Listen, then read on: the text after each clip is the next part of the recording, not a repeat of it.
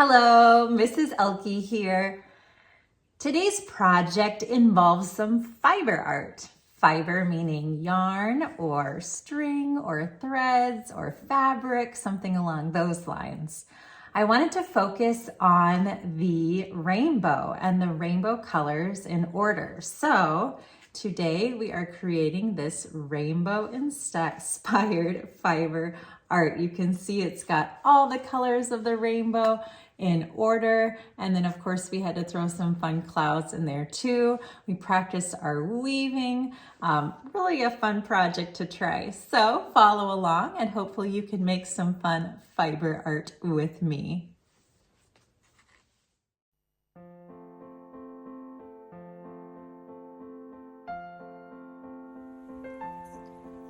For this project, we'll be using half of a plate. I like sturdier plates, the sturdier the better. I'll need yarn in every color of the rainbow, and it's okay if you have a couple of different shades, even two, like I've got 2 shades of green. I'll need something like stuffing or cotton balls, some white yarn, scissors, paint, and eventually I will be using glue. The first step of this project is to paint my plate blue. So I'm just gonna squirt a tiny bit of blue on my plate. I've got my brush and I'm gonna go ahead and spread it around until I get the whole plate painted with my blue color. Notice it doesn't take much paint to fill up my entire plate. I'm gonna get the inside. I also wanna get this outside edge as well.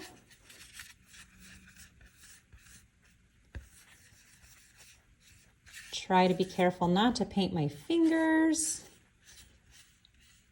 but that does happen at times, which is totally understandable.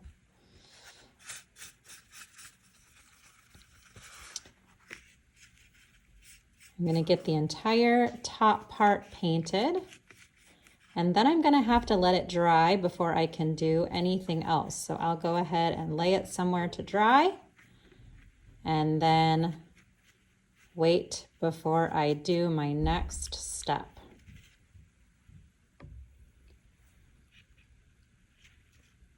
Once your paint is dry, you can go ahead and add a little cut right in the middle of your plate, and then all around the outside.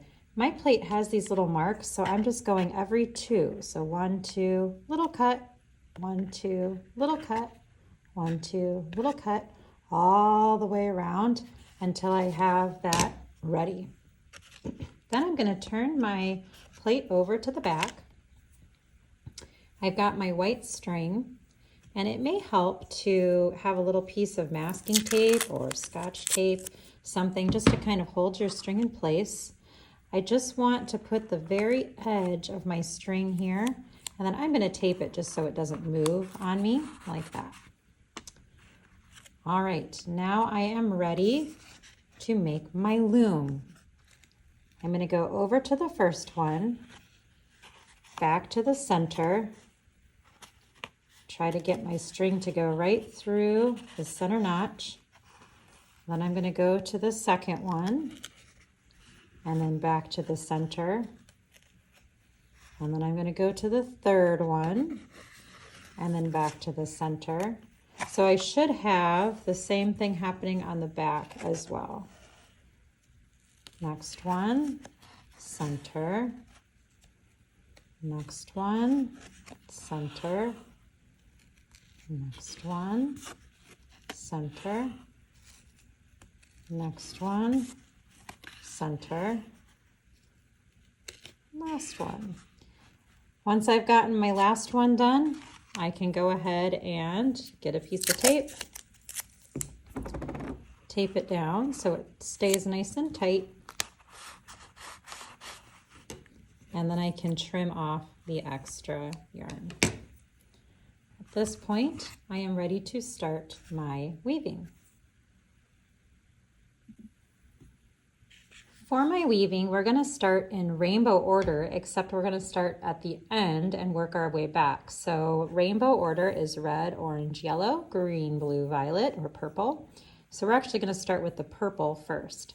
And I'm going to take a piece of purple string and I'm going to put it under my first piece of white and then over my second one, under, over, under, over, under, over. Okay? Now, when I pull it, I want to try to make it so that I have about the same amount of thread on either side. Okay? And I'm not going to pull super hard. You can see it has kind of a nice little arch to it. That's my first piece. Now my next purple, and I am going to use a couple purples, so a couple more than one, is going to do the same thing, except because this one started on the bottom, this one's going to go over the first one and then under the second one. Over, under, over, under,